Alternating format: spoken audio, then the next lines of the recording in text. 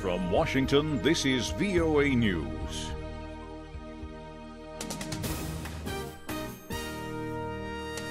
I'm Jonathan Smith reporting.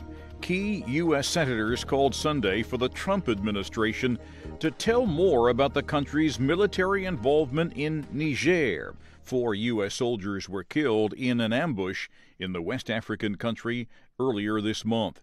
In interviews on NBC's Meet the Press, Republican Lindsey Graham and Democrat Charles Schumer, the Democrat Senate leader, said they support an effort by Republican Senator John McCain. McCain is trying to find out about the attack as well as the scope of the U.S. campaign against the Islamic State in Niger. Both Graham and Schumer said they did not know that the U.S. had 1,000 troops in Niger. U.S. Secretary of State Rex Tillerson on Sunday said improved relations between Saudi Arabia and Iraq could work to counter Iran's growing military assertiveness in the region. Tillerson spoke at the initial meeting of the Saudi Arabia-Iraq Coordination Committee in Riyadh. He said the United States is grateful for the progress and urges you to expand this vital relationship for the stability of the region. He says the United States stands ready to support continued cooperation between Saudi Arabia and Iraq. Exit polls indicate Japanese Prime Minister Shinzo Abe's ruling coalition is on track for a comfortable victory in Sunday's general election. Japanese media predicts that Abe's Liberal Democratic Party-led coalition will win a majority, possibly even retaining the two-thirds supermajority it held in Parliament's lower house before Abe dissolved the chamber in September. This is VOA News.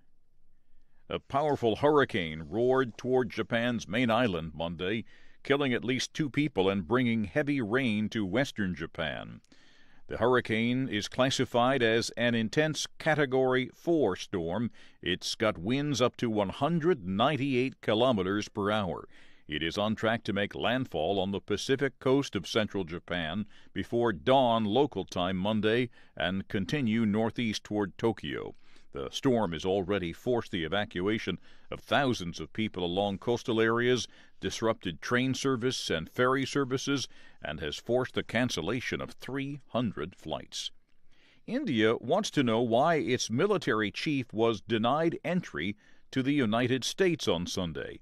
Washington's deputy ambassador to Jakarta was summoned to the government headquarters to explain the situation. Indonesia's armed forces commander and his wife were prepared to aboard their flight when the airline informed them that the U.S. Customs and Border Protection Agency had denied them entry. The general had been invited to a conference in Washington on extremist organizations by U.S. Joint Chiefs of Staff Chairman General Joseph Dunford. In a statement from the U.S. Embassy in Jakarta, the U.S. Embassy says it was and remains prepared to facilitate the general's travel to the United States. The U.S. ambassador has apologized to him for the delay. The prominent Yemeni journalist Afra Nasser has been denied entry to the United States to accept an award, according to the Committee to Protect Journalists. In September, the CPJ announced that it would present its 2017 International Press Freedom Award to Nasser, who has been living in exile in Sweden. Though she holds Swedish citizenship and has legitimate reasons to travel to the United States, she has been denied a visa, possibly because of President Trump's travel ban, which includes restrictions on travelers from Yemen. And dozens of insurgents have been killed in clashes between 2 rival Taliban groups in western Afghanistan.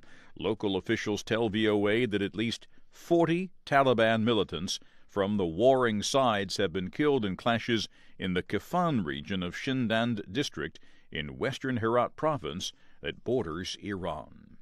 There's more on these and other late-breaking and developing stories from around the world around the clock at voanews.com and on the VOA News mobile app.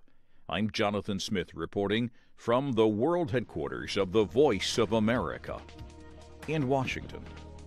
That's the latest world news from VOA.